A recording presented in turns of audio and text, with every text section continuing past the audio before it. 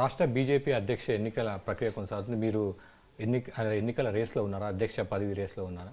అంటే పార్టీ అధిష్టానం ఆదేశిస్తే నిర్ణయిస్తే పదవి స్వీకరించడానికి సిద్ధంగా? పార్టీ అధిష్టానం ఏ నిర్ణయం తీసుకుంటే మేమందరం కూడా అదే నిర్ణయానికి కట్టుబడి పనిచేస్తాం. నేను పార్టీ చేసిన నిర్ణయానికి కట్టుబడి భారతీయ జనతా పార్టీని ఈ రాష్ట్రంలో పోయినసారి అవకాశం దూరమైన ఖచ్చితంగా ఈసారి తెలంగాణ ప్రజలు భారతీయ జనతా పార్టీ రావాలి నెక్స్ట్ అని కోరుకుంటున్నారు.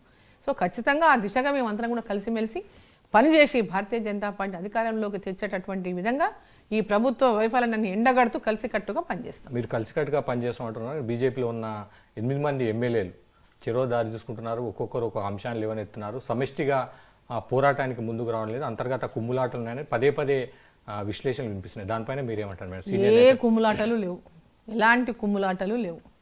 ఇక్కడ ఎవరి అభిప్రాయం వాళ్ళు వ్యక్తం చేసినప్పుడు డిఫరెంట్ ఒపీనియన్స్ని దాన్ని డిఫరెంట్గా చూపించేటటువంటి ప్రయత్నం చేస్తారు. అది కరెక్ట్ కాదు.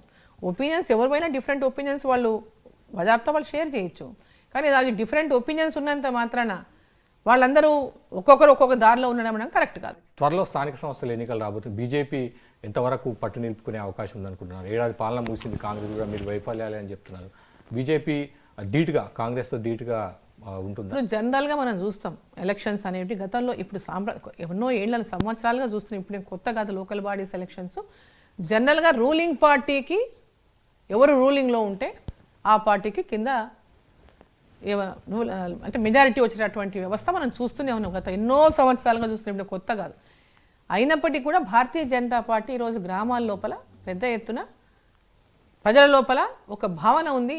లోకల్ బాడీస్లో కూడా గట్టిగా వాయిస్ వినిపించే వాళ్ళు ఉంటే మన సమస్యలు పరిష్కారం అయినటువంటి వాయిస్ కూడా వస్తుంది. కాబట్టి తప్పకుండా Bharatiya Janata party local body ఎలక్షన్స్లో ఫోకస్ చేస్తుంది.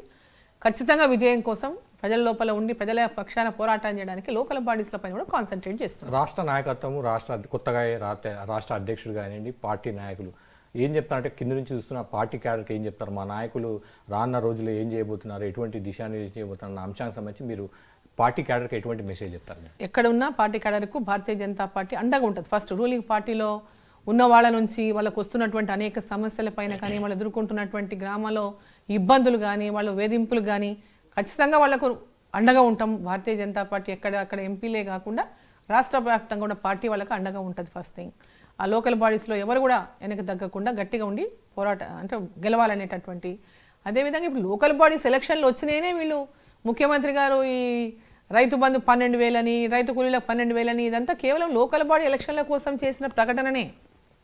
ఈ ఎన్నికల్లో వాళ్ళు గెలవలేరని, గ్రామాల లోపల పెద్ద ఎత్తున వ్యతిరేకత వస్తున్నదని, ఇంటెలిజెన్స్ వాళ్ళు ఇచ్చిన రిపోర్ట్లకు ఆధారంగానే వీళ్ళు ఏ విధంగా ముందుకు పోనేటటువంటి దీంతోనే ఇవాళ ఈ లోకల్ బాడీస్ ఎలక్షన్ల లోపల ఎట్లనన్నా దీన్ని ఇంప్లిమెంట్ చేయాలి, కొంతనన్నా చేయకపోతే మనకు తీవ్రమైన వ్యతిరేకత వస్తుందని తోటి మంత్రులు అందరూ చెప్పడం వల్లనే ఈరోజు మిగతా అన్ని ఆపైనా సరే ఇప్పుడు అయితే ముందైతే ఇవ్వాలా రైతు భరోసా దానికి వచ్చింది. అది కూడా ఇవ్వలేము కాబట్టి తగ్గిస్తున్నాము అనేటటువంటి మాట చెప్తారు. రేపు ఎలక్షన్లు అయిపోయాక ఇక లేదని చెప్పినా ఆశ్చర్యపోనక్కర్లేదు.